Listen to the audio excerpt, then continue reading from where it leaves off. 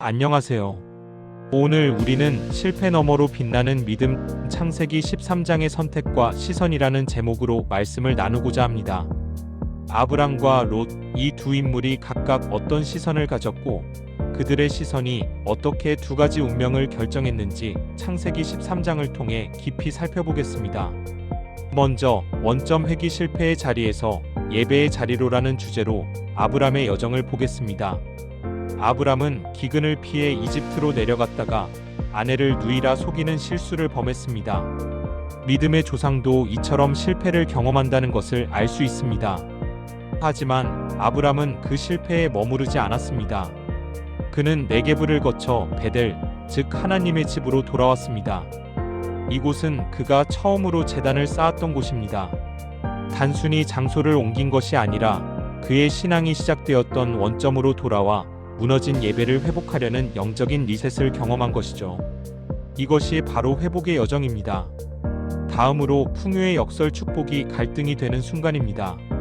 창세기 13장 6절은 그 땅이 그들이 동거하기에 넉넉하지 못하였으니 이는 그들의 소유가 많아서 동거할 수 없었음이니라고 말씀합니다.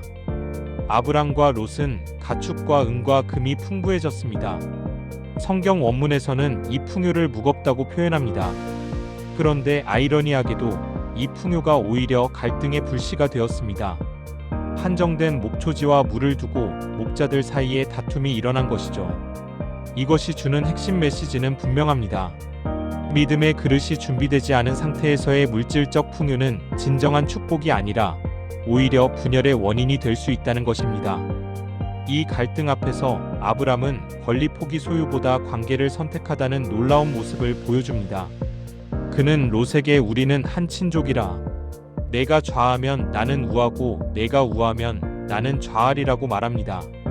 연장자이자 족장인 아브람에게는 분명 우선 선택권이 있었음에도 불구하고 그는 평화를 위해 자신의 권리를 기꺼이 내려놓았습니다.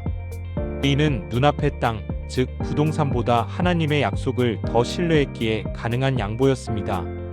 아브람은 갈등을 회피하는 것이 아니라 자기 희생을 통해 적극적으로 평화를 만들어 나가는 믿음의 증명을 보여주었습니다.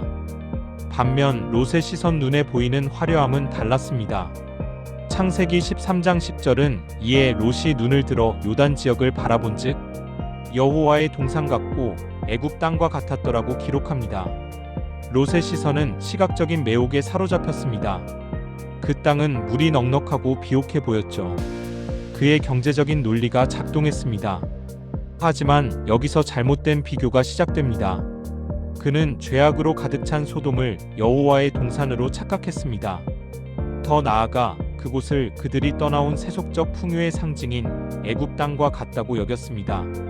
롯은 풍요는 보았지만 그곳의 도살인 죄악, 즉 소돔 사람이 여호와 앞에 악하며 큰 죄인이었다는 사실은 보지 못하는 치명적인 함정에 빠졌던 것입니다. 결국 아브람과 롯은 결별 도시로 향하는 자와 약속에 남는 자로 나뉘게 됩니다. 롯은 요단 지역을 선택하고 장막을 옮기며 점진적으로 소돔까지 이르게 됩니다. 그의 이동은 단순히 이사가 아니었습니다. 그는 욕망을 따라 죄악의 문화인 소돔으로 서서히 이동한 것입니다. 반면에 아브람은 비록 척박해 보일지라도 약속의 땅 가나안에 거주하며 자신의 위치를 굳건히 지켰습니다. 한 사람은 눈에 보이는 화려함을 쫓아갔고 다른 한 사람은 하나님의 약속 위에 머물렀습니다.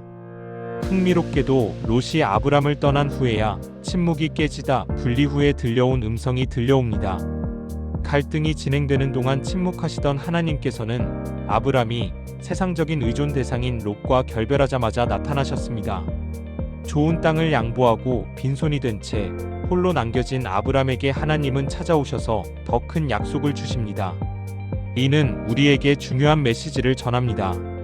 세상의 소리가 차단될 때 하나님의 음성은 가장 선명하게 들린다는 것입니다. 이때 하나님은 아브람에게 믿음의 시선 동서남북을 바라보라고 말씀하십니다. 너는 눈을 들어 너 있는 곳에서 북쪽과 남쪽 그리고 동쪽과 서쪽을 바라보라고 하셨죠. 롯의 눈은 스스로 눈을 들어 욕망의 대상을 찾았고 결국 소유하려 했던 것을 잃어버렸습니다. 그러나 아브람의 눈은 하나님이 들게 하셨습니다. 그래서 아브람은 하나님이 보여주시는 비전을 보았고 영원한 기업으로 그것을 받게 됩니다. 우리의 시선이 어디를 향하느냐가 얼마나 중요한지 보여주는 대목입니다.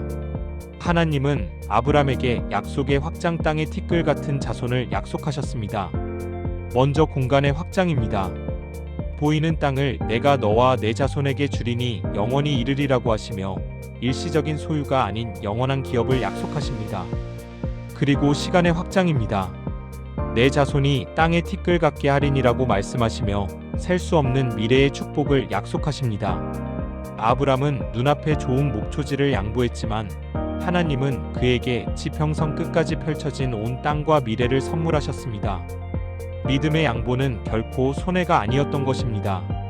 하나님은 여기서 멈추지 않고 아브람에게 믿음의 발걸음 종과 횡으로 두루 다녀보라고 명령하십니다. 너는 일어나 그 땅을 종과 횡으로 두루 다녀보라. 내가 그것을 내게 주리라고 말씀하셨죠. 고대 근동에서 땅을 밟고 걸어다니는 행위는 단순한 산책이 아니었습니다. 그것은 그 땅에 대한 법적 소유권을 주장하는 행위였습니다. 하나님은 아브람에게 약속을 머리로만 알지 말고 직접 발로 밟으며 믿음으로 취하라고 도전하셨던 것입니다. 결국 아브람은 최종 목적지인 헤브론 마므레 상수리 수풀에 이릅니다. 그곳에서 헤브론의 제단 하나님과 더 깊은 연합으로 나아갑니다. 헤브론의 의미는 연합 또는 교제입니다. 아브람은 이곳에서 다시 제단을 쌓음으로써 약속의 땅 중심에서 하나님과의 관계를 확고히 했습니다. 상황은 이집트에서 가나안으로 변했지만 예배는 계속되어야 합니다. 이것이 바로 성도의 삶의 핵심인 것입니다. 지금까지 나눈 아브람과 롯의 이야기를 한눈에 보는 두 가지 길로 정리해 보겠습니다. 먼저 동기면에서 롯은 안목의 정욕, 즉 보기에 좋은 것을 택했지만 아브람은 믿음과 양보, 말씀의 약속을 따랐습니다. 선택면에서 롯은 요단 지역, 즉 소돔을 택했고 아브람은 가나안 땅 헤브론을 택했습니다. 과정에서 롯은 스스로 눈을 들었지만 아브람은 하나님이 눈을 들게 하셨습니다. 그 결과 롯은 죄악의 도시에 동화되었고 아브람은 믿음의 조상으로 확증되었습니다. 이 이야기를 통해 우리에게 주시는 교훈은 세 가지입니다. 첫째, 회복입니다. 믿음은 실패하지 않는 것이 아니라 실패했을 때 다시 예배의 자리인 베델로 돌아오는 것입니다. 둘째, 선택입니다. 눈앞의 이익보다 관계와 평화를 선택하십시오. 당신이 포기한 권리는 하나님께서 더 큰 것으로 채우십니다. 셋째, 시선입니다. 육신의 눈이 아닌 믿음의 눈을 뜨십시오. 화려해 보이는 소돔이 아니라 하나님이 약속하신 가나안을 바라보아야 합니다. 사랑하는 여러분, 당신의 시선은 지금 어디를 향하고 있습니까? 믿음은 상황을 우리에게 유리하게 바꾸는 능력이 아니라 보이지 않는 약속을 따라 움직이는 방향 감각입니다. 오늘 당신의 눈을 들어 하나님을 바라보십시오. 감사합니다.